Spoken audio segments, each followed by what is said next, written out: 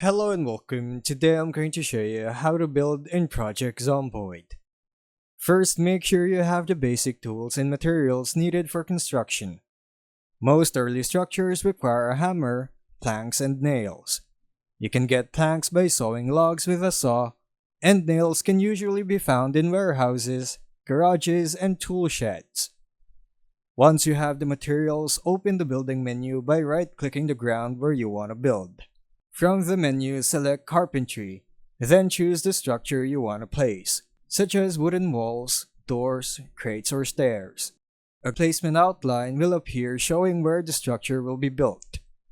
Move the outline to the tile where you want the structure placed, then click to confirm. If you have the required materials in your inventory, your character will automatically start building the structure. The higher your carpentry level, the stronger and better looking the structures you build will be.